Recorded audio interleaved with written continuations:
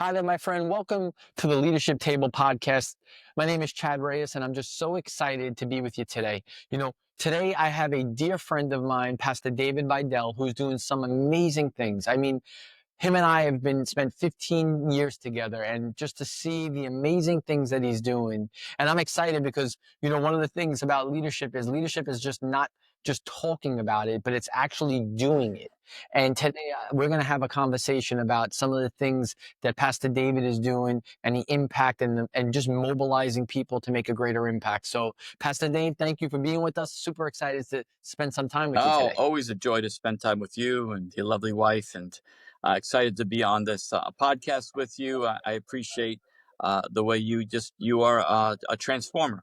You transform situations, and you've been a blessing to my life. So happy to be a part of this. Well, we feel the same way, and I can honestly say I know people who are good leaders, and then I know people who are good leaders and know how to get things done. And one of the things, Pastor Dave, is you know how to get things done. You know how to mobilize people. You know how to bring people together to for a bigger cause. And so maybe you could just tell our audience, just share a little bit about what you're involved with, and then we'll jump into a really great leadership conversation.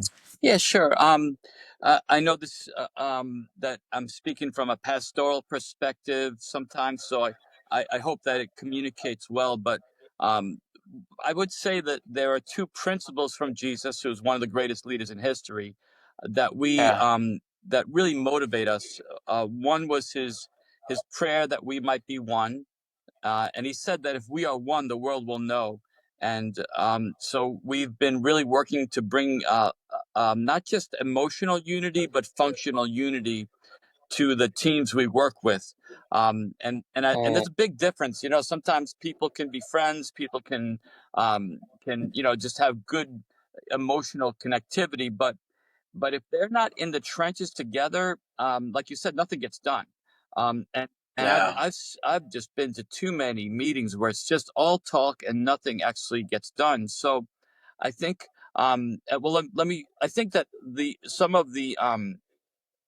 uh, the impact of what we've been doing has to do with the fact that we are very project oriented.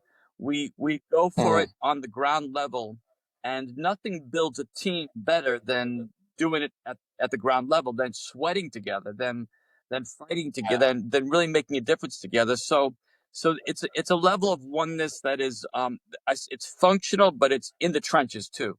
And Yeah. that's there's something about working together with people. I used to do tree work, and so for many years I was supporting my ministry by doing ran a tree service, and I would often hire my friends to work with me, and they either become your best friends or your worst enemies. They become closer and Yeah. closer. So when you're working in the trenches, you like something. There's a bonding that takes place. So that's the first principle we work off is Jesus said, if we are one, the world will know. So the greatest impact is always collaboration. Everybody knows that, but it's hard to pull off. The second thing is there's a prayer of Jesus where he said, where he looked at the city, and his heart was broken. It was almost weeping, where he looked at the city and he said, my people are helpless and harassed like sheep without a shepherd. So that's the second principle we Mm. use to say, if that's the heart of God, that there would be no sheep without a shepherd, no Yeah. no floundering youth, nobody committing suicide because of loneliness, no illiterate children in our city. So we started to see what would it look like if we built a city where there were no sheep without a shepherd. And when you start to really look at it and say, you know, this can be done. It's not a pipe dream. It's a Yeah. do it dream, but it's a collaboration dream. So we started to look at it, at the micro, but via zip code. So we said the average zip code in New York City, for instance, is 60,000, has about 60,000 people. So if we mobilize 15 churches in every zip code, and every one of those churches adopts 1,000 homes around them, that's 4,000 people. That's 60,000 people. So that's not a crazy dream. That's 1,000 homes is doable. It's sustainable for even a medium, small sized church. to care for a community of 1,000 homes to visit and care for. That's so those two things working together, 15 churches, nobody can do it all. No one church can handle one zip code. It's impossible. I know. 60,000 people, that's crazy. But 15 churches can adopt 1,000 homes apiece and thus bring like amazing, intimate, personal touch care to the community. So we've been doing that for about 10 years now, and we have about 185 zip codes adopted. Some zip codes have 26 churches working together. And once you see Wow. over 10 churches To me, working together, it's like game over. The community is one, and we see healing. Murder rates are dropping like flies in community after community when the church works together. I love it. One of the things that we always talk about is the need for collaboration and teamwork. It's two of the greatest things when it comes to anything leadership, Yeah. right?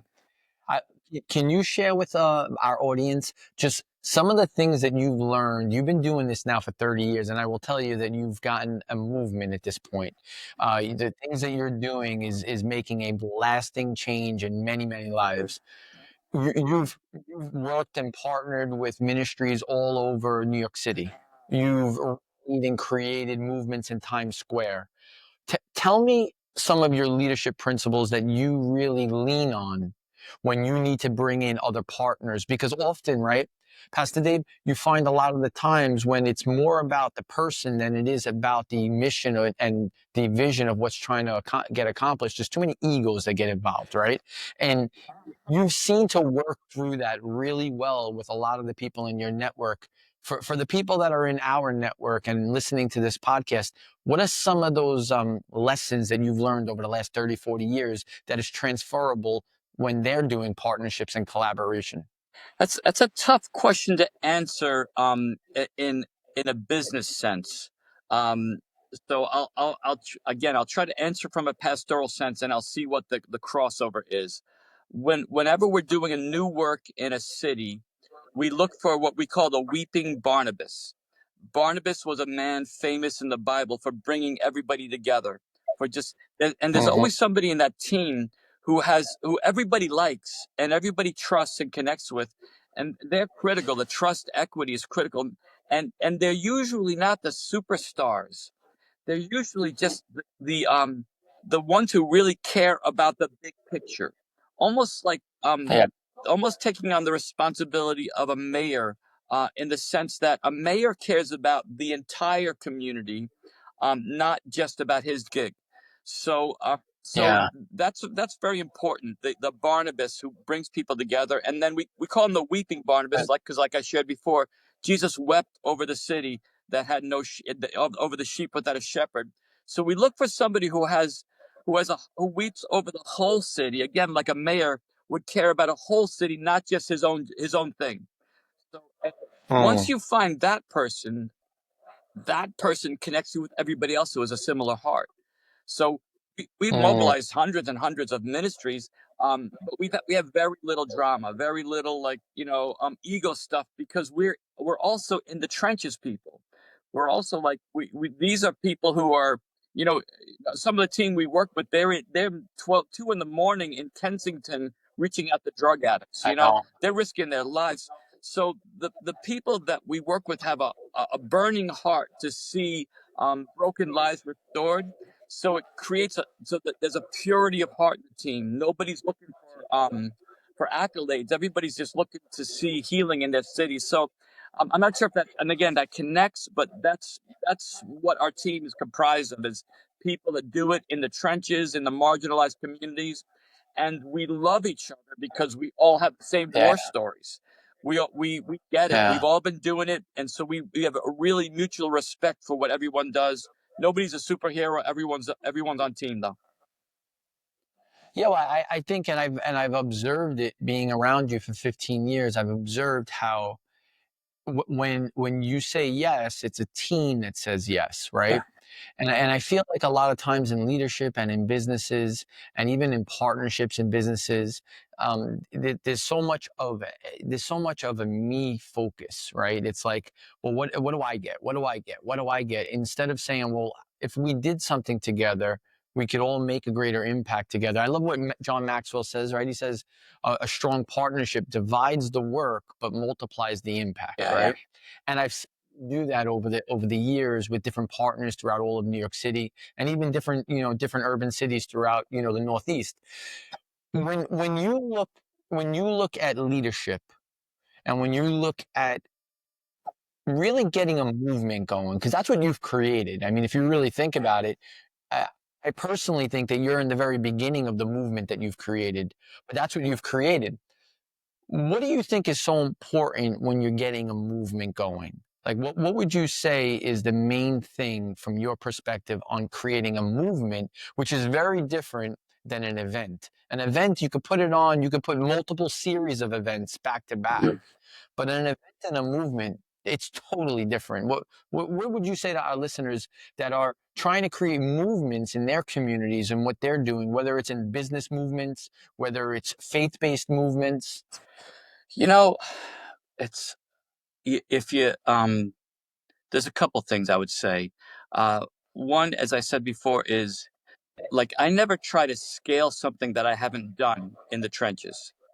So we That's we good. prototype in the trenches a lot of different things. Like I've been working for 30 years to try to heal what's broken in the public housing communities of New York City. That's been like a lifelong thing. Like how can we heal what's broken? And so Hey, and I'm still there, yeah, and still and I have a deep love for these communities. I feel like more injustice has been thrown at these communities than ever could ever be imagined. So my heart is there, and I don't ever try to scale something we haven't done for at least a year or two. You know, yeah, sometimes I'm tempted to scale really quickly stuff because I feel this impatience to see healing, but we try to do it really do it like we're doing ambassadors of peace in schools right now in local elementary schools. So for the first time in 20 years, I'm sitting with junior high school kids every week for the last 25 weeks because I write curriculum, but I want to know if the curriculum works, you know, and I yeah, want to know if it catches if it's working, and then I'm able to adjust it. We're doing literacy in the schools, and we before we scaled it out, we created a very an excellent literacy program that any kid in our program learns to read within 15 or 20 weeks. That took a lot of years to condense and to learn and to yeah, make it plug and play. So to really refining the prototype in the trenches, and we go to the hardest places. We don't go to the the comfortable areas. We're in the most dangerous neighborhoods and yeah, struggling schools in our region. So we go in, and if it works there, it works everywhere. We know that it works yeah, in PS44 and IS49 and IS61. It's going to work anywhere, and it's going to have an impact. And we feel like the great movements always start from the margins. So any great thing that's ever happened, because it's a Christ-like thing, you go to the margins, you go to where the need is greatest, and instead of exploiting, which so many people do, they exploit the marginalized. They yeah, go there to make money off them. We don't go there to make. We go there to heal, and so we've been very successful in everything we've done because honestly, God supplies what we need. I wish we had more funding and this and that, but I've been doing this for almost 35 years now, and somehow serving the poorest of the poor, God has sustained our work and enabled it to grow. Um, yeah, to a point where we've had initiatives that have reached 7 million people in 1 year. So it's really crazy, but everything that we've needed, because I know that again, we feel a favor of God. Like once yeah, once we step out to bring the church together to reach entire cities with a healing presence, and we start in the margins. Ever since we started anything like that, we'll get like I get like we've probably distributed 60, $70 million worth of gospel resource with the books and resources, maybe more. We get about 10 to 20 Yeah. tractor trailer loads of resource every year that that we receive freely, we give out freely. So we don't I try to raise money. I never charge my clergy, my pastor partners, my ministry partners, because I know they're dirt poor like I was for, and still am sometimes in the hood fighting the good fight. So I don't want to hurt them. I want to bless them. So there's a real trust equity we built that we know. I know them, they know Mm. me. We've wept together, we prayed together, we fought the good fight in the toughest neighborhoods, and we see like the Philadelphia, the murder rate dropped 90%. Staten Island, the murder rate dropped 90% last year. And we're just seeing like even New York City is one of the safest years in New York City history this year. I'm not saying that we did it, but I'm saying I know our coalition had a huge part of that because they're in the most dangerous neighborhood. So it makes sense. Yeah, no, it's amazing. So, we're talking about movements, we're talking about leadership, we're talking about lives transformed. Let's get real here now and talk about some of your biggest leadership struggles, one or two of your biggest leadership struggles that our listeners can really say, like, wow, the man has impacted millions of lives. But what are some of the struggles as a leader that you'll go through that you feel comfortable sharing with our audience? Just of listen, the struggle is real. I know on my end, I know I have a heart to resource leaders and make an impact way beyond anyone that I could personally reach and connect with. But the struggle's real.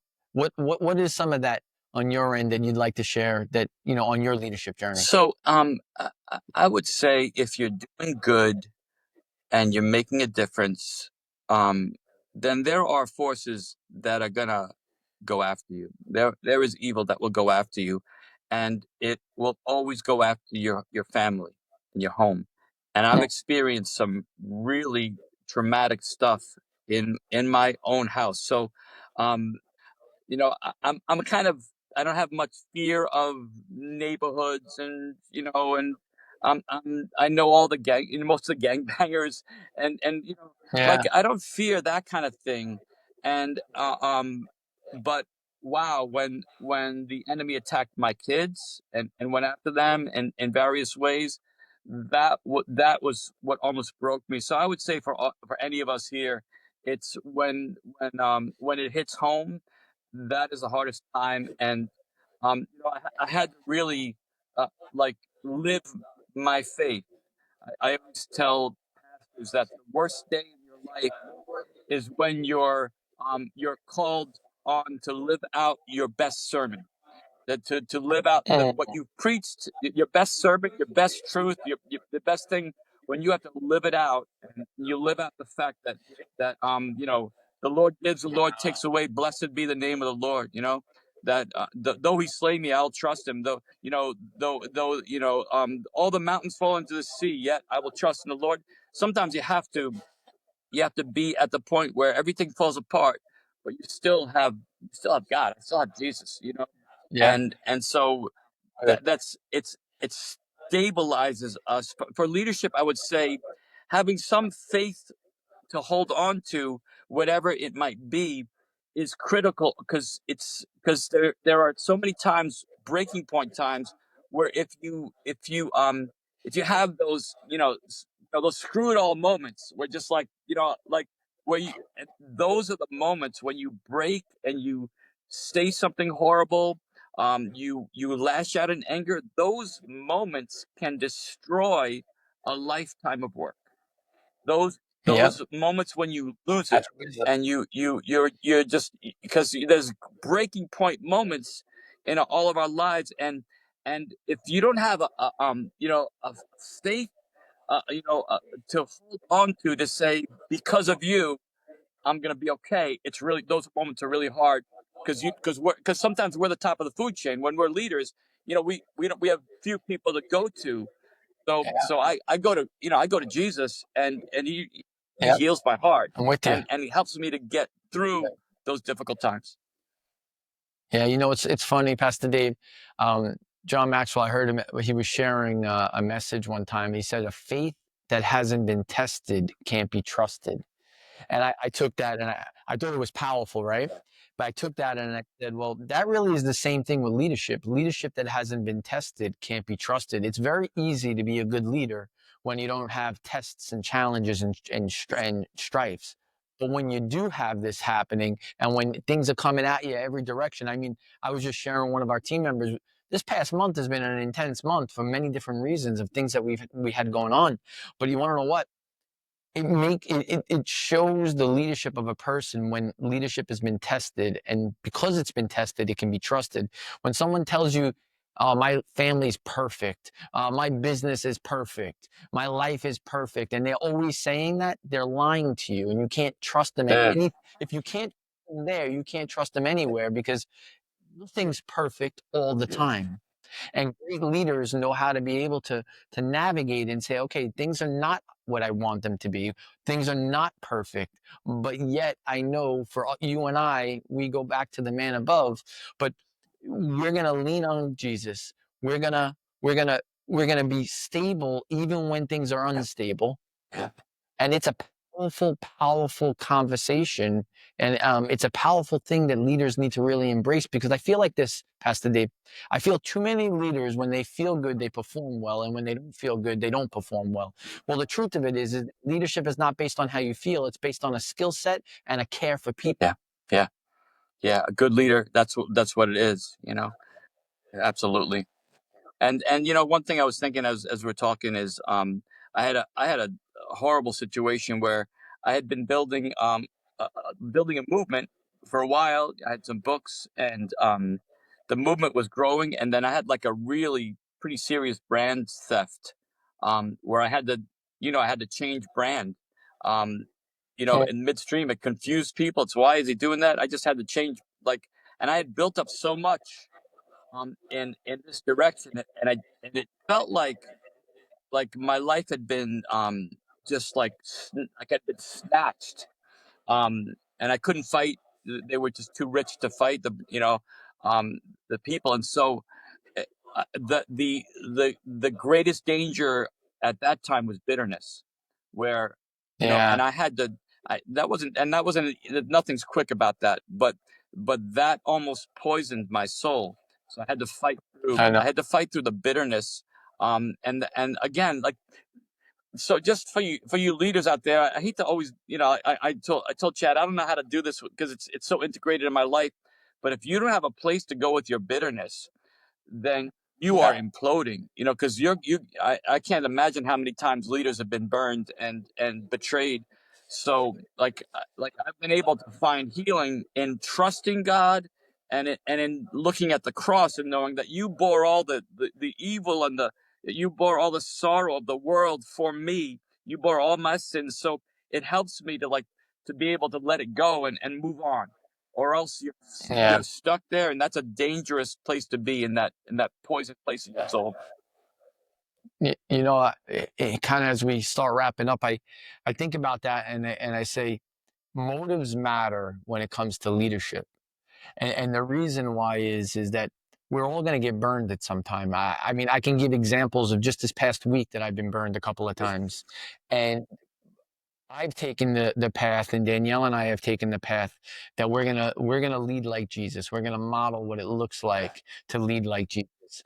But for those that don't have a faith, that could be very challenging. And um, I would encourage them to at least try out Jesus because he is a game changer, A right? healer, yeah. But Yeah, keeps it going. Yeah. wrapping, we got about 5 minutes left. Okay. Our audience, as you know, are there's a lot of business leaders. There's a lot of movement leaders. There's some faith-based people in our network as well. Um, as we wrap up, what would you take? What would you share as your biggest leadership lesson that can help someone else that wants to make a difference and wants to get momentum? Your absolute biggest leadership lesson.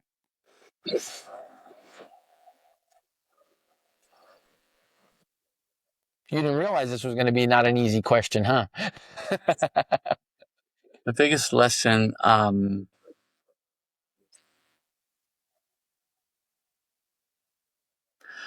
I think it is. Uh, some people think I'm making a mistake doing this, but I love to stay connected in the trenches, one on one, personal touch with the work I do. I'm at the point in my ministry where I could stay at a desk, travel and speak, and just be that motivational guy. But being sitting with junior high school kids on a weekly basis, mentor. I'm at Concord High School every week, mentoring high school students. It keeps me fresh and keeps my heart connected to the mission. And then I always see miraculous things happen. Like kids' lives transformed. I remember I had about 15 kids at Concord High School. A lot of some gang related, some in dark places, and we shared some like relationship, how to have healthy relationships with them, and then how to have a healthy relationship with God. And 15 of them, we sat around the table, we held hands and prayed together. That just I'm good. That's Yeah. that's as good for me as preaching in front of 1,000 is sit like there's something about that the personal touch, and Jesus never lost the personal touch. He was a king of glory, but he's having one-on-ones, with Nicodemus and with those Samaritan women. And so I think really if we lose touch with the personal touch of what we're trying to do, we can get too far removed. I'm not sure if that helps, but I feel like that's been important because sharing when I'm scaling and I'm sharing with a couple hundred pastors, then I'm not telling them stories that happened 14 years ago. I'm telling them what happened 2 weeks ago. You know, like it's Yeah, yeah. fresh, it's real, it's real, and so that has kept that builds trust and integrity in the movement. Wow, that's awesome. Well, I want to thank you for your authenticity. I want to thank you for sharing because, often leaders sometimes they want to keep everything close to their chest. But I think real leaders, true leaders, within reason, they share their vulnerabilities and their struggles in the right context, which empowers other people. So I want to thank you for that, Pastor Dave. Um, I I want to thank everyone that's in our audience and our Leadership Table podcast audience. We love bringing to you leaders like Pastor Dave, who's making a difference, who has success and has seen impact and seen millions of people's lives changed. And that's why we do this. We want to hope that you take one or two things away from each person that's on this podcast and say, wow, if I just took that one thing, what it would mean and what the impact it would make in my business, the impact it would make in my ministry, in my relationships. So Pastor Dave, thank you for being just an amazing partner. Thank you for all that you do. If people want to get in touch with you, how can they connect with you? They could email me at david.beidel@gmail.com, or they could get on our website, urbanhopenyc.org. Either of those, jesusweekmovement.org, any of those websites, you can connect. We have an app, a great app too, God's Love.app. That's probably the easiest to remember. God's Love, no period, God's Love.app. It's a great That's web awesome. app. So any of the above, and we'd love to connect, or just text you, right, Chad? And we'll connect. This podcast reaches more than just I have personal Okay. connections, so that's a good. But yeah, no, I appreciate you, Pastor Dave, and I just want to thank our audience. Thank you for being with us on the Leadership Table podcast. I say this often that mature leaders have mature conversations, and that's what we had today. So, Pastor Dave, I love you. Thank you for thank you for what you're doing, and keep doing it because it's making a difference. Thank you, my friend. A joy to spend All right, time with you. bye, guys.